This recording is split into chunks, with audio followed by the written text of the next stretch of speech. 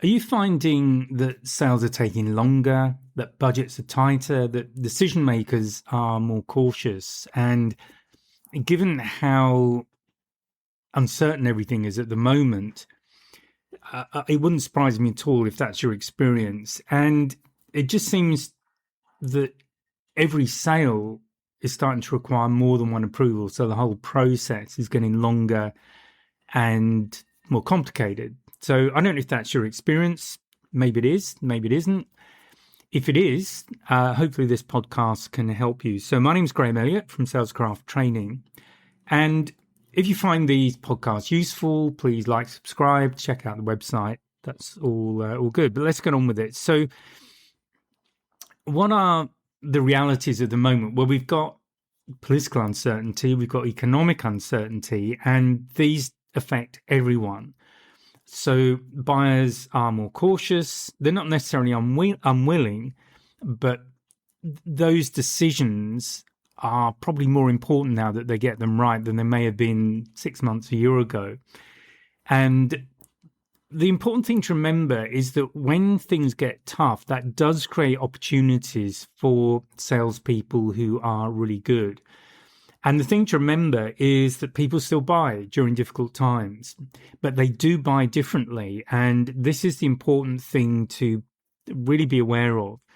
So what I'm going to talk about is why selling changes during economic uncertainty, the mistakes that salespeople will tend to make, and then I'm going to give you 7 practical strategies that should help you, if you apply them correctly, to continue winning business, even in these situations.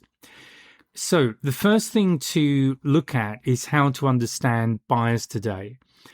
So rather than asking, can we afford this? They're asking deeper questions. Can we justify this? Is this a priority? What's the risk? What happens if we wait? And uncertainty tends to increase the perceived risk that buyers will have. So you're not just selling your product these days. What you're doing is you're helping buyers to make a safe decision.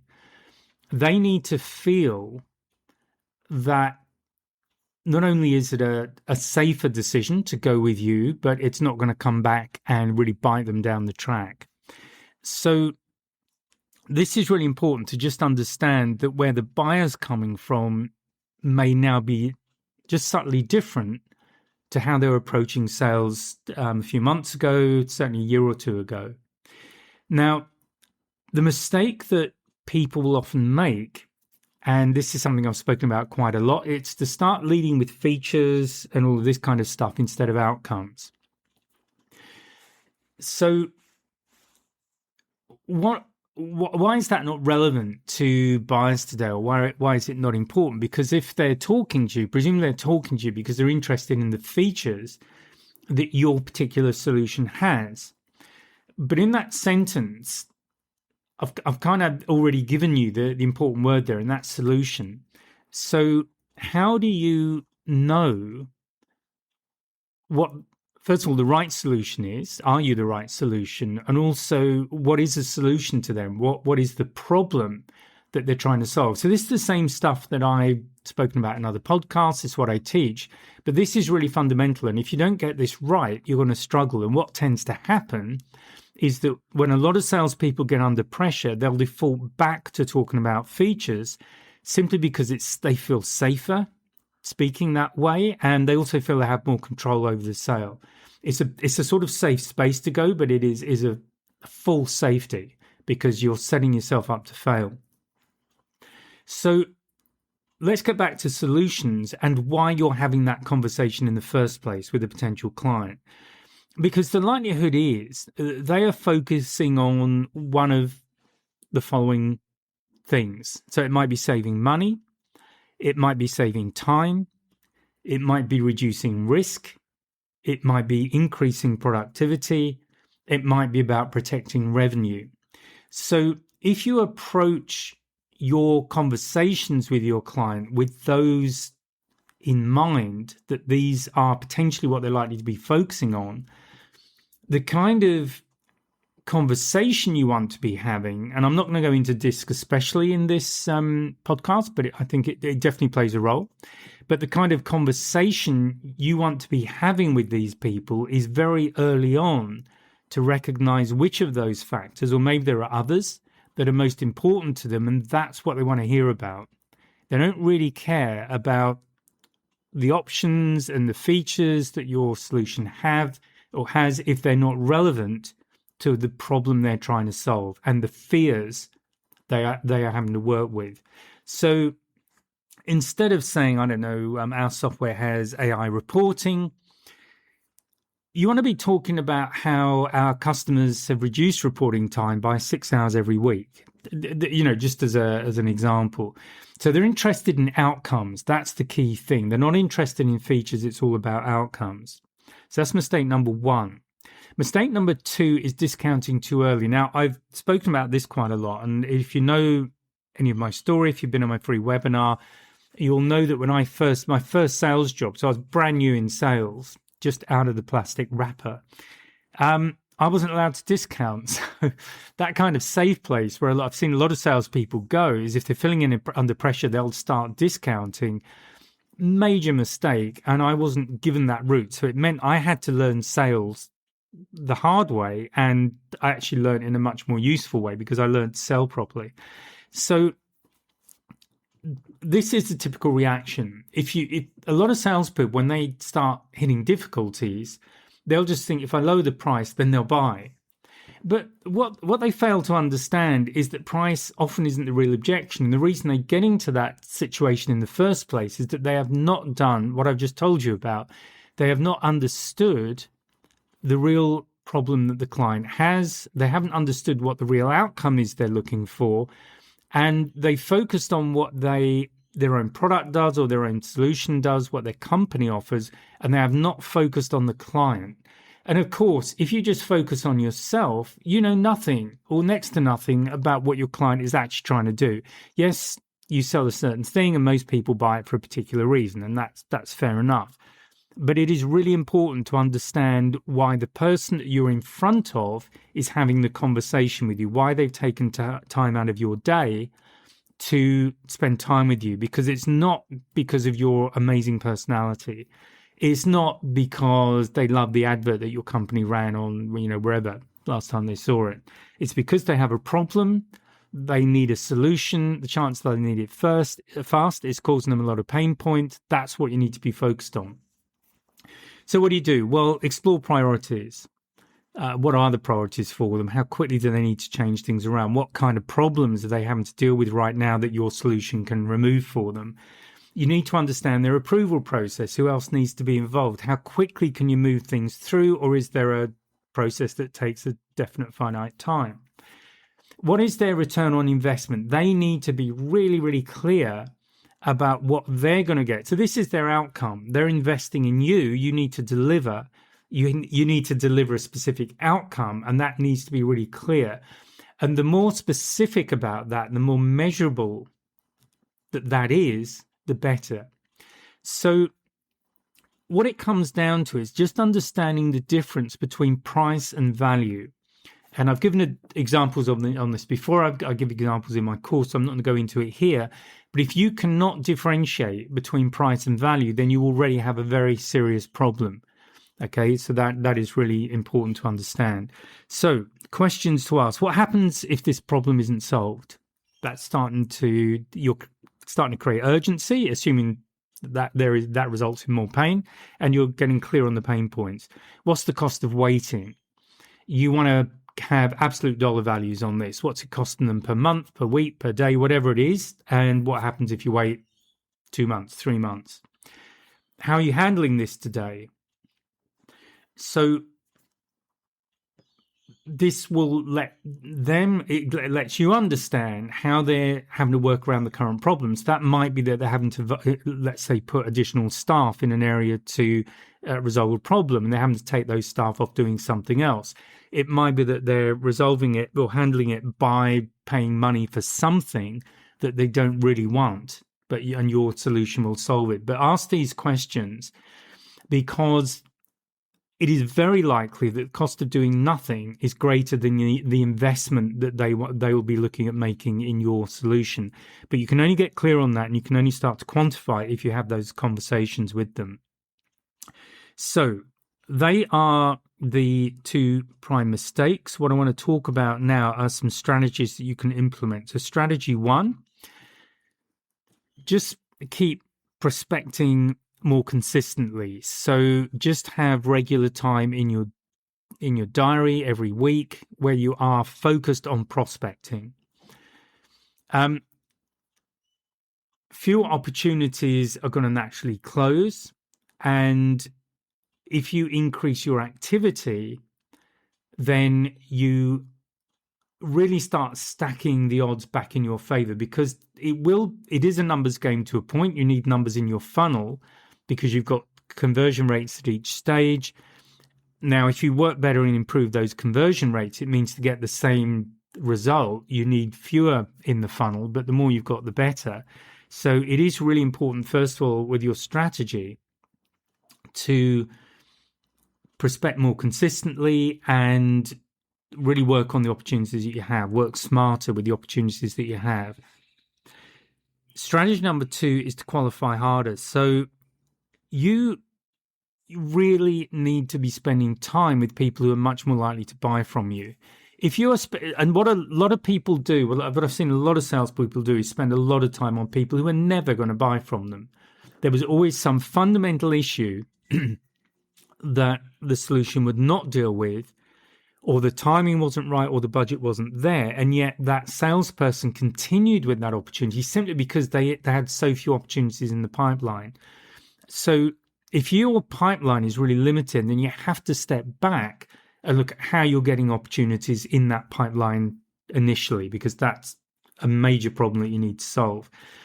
But then qualify harder, get really clear on the urgency, on the budget. Is it approved? Who are the authorities that need to approve it? And is there a compelling reason for them to change what they're currently doing now or to go with you? You need to be really clear on those. Number three, strengthen your business case. So you need to be able to help the buyer to justify the purchase internally. You are much more likely to sell your solution effectively. You're much more likely to do that than the buyer. But certainly in some situations with a lot of businesses, you have to have somebody internally doing the selling for you. So the better you can equip them, the better your chances are of bringing that deal in. So the kind of thing you need to provide for them, and they have these conversations with them, but return on investment, that's really important. Case studies, if that's important, and if you have them available, because that also will help to build confidence in your solution. Give them numbers. So you really get the more specific you can get this, the better. And I can't overemphasize that, because we like things to be specific. And you want customer success stories. People who've invested in your solution and they are now getting, and they're realizing the benefits that you sold to them, the benefits that they trusted you to deliver, and you've done that for them. So in other words, what you want to be doing here is making it easy for your champion to sell your solution internally for you. And then another strategy to do is I call it multi-thread every opportunity. So what I mean by that is not having a single point of contact. You need to build relationships. So you need to be talking to buyers. You need to be talking to finance people. You need to be talking to procurement. You need to be talking to the executives there, management. You need to be talking to stakeholders, the technical stakeholders. You need to understand who all of the influences are in that sale, because it's very easy, and it's a very simple mistake to make, to just work with one person and take them at their word. And I've been caught out by this. It's a mistake I made with one guy in particular, and I made the mistake of spending time with him as well, because it all sounded good. He kept telling me the things that I was waiting to hear, and then it all went very quiet. And in the end, I did bump up to his manager. I found out who that was, and spoke to this lady, and found out there was no budget there. It had never been a real opportunity. And apparently this was something that this guy tended to do. So yeah, I made a mistake and I had to own up to my boss that I'd made a mistake and all this kind of stuff. So it's not a good place to be. I know, I've been there.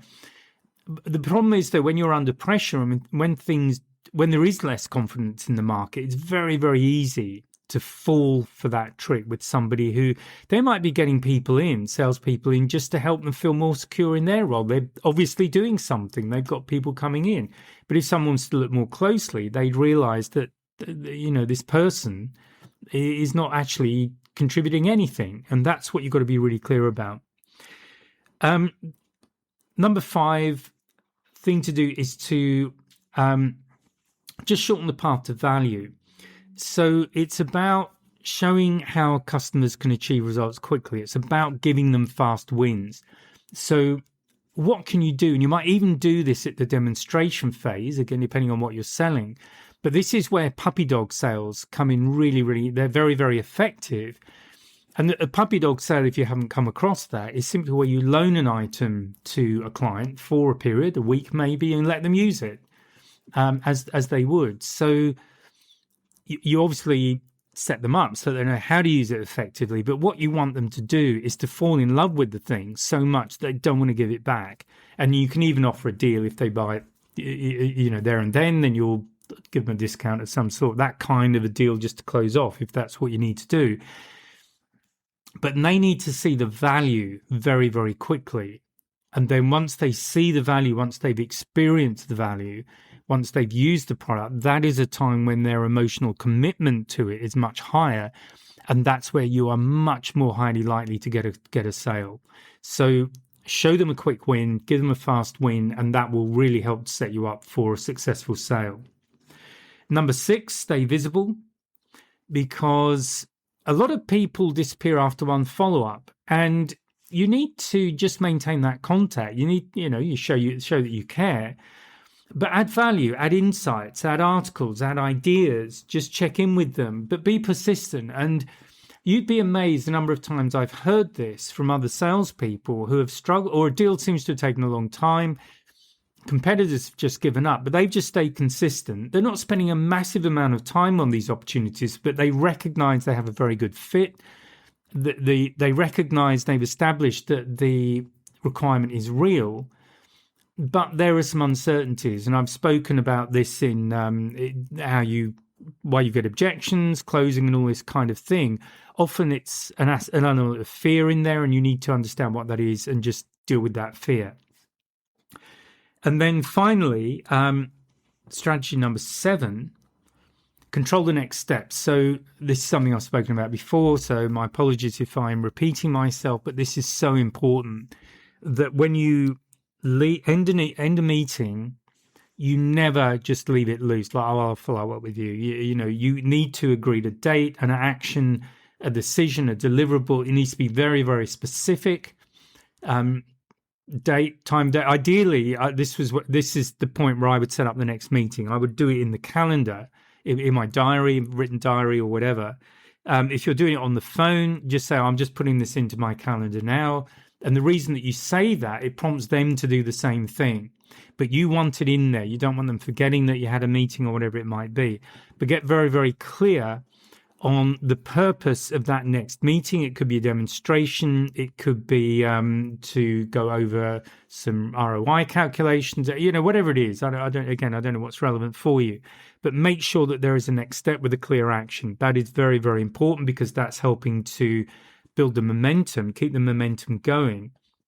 And you are also looking at the number of boxes you have to tick in order to get that sale closed down, because obviously at the end of it, from your perspective, you want that sale closed, because that gets your revenue in. You can spend time on other deals. From their perspective, you are setting up maybe an installation program, the training, initial training, all that kind of stuff, so that as they transition into your solution, they're ready to go as well. They can start getting the benefits of your solution as quickly as possible.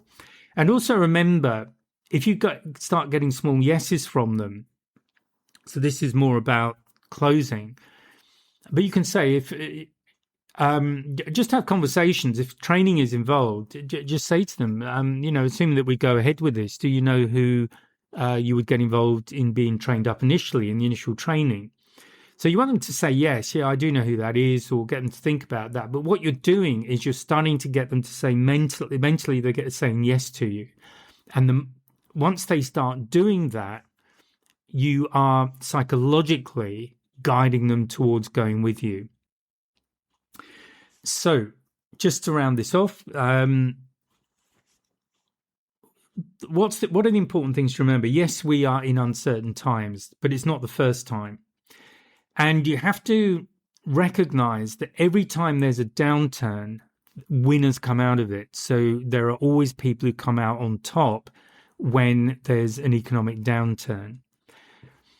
Now, the salespeople who succeed aren't necessarily the most talented. They're not necessarily the best salespeople. If you stuck them in a room with other salespeople, they might not even get a job.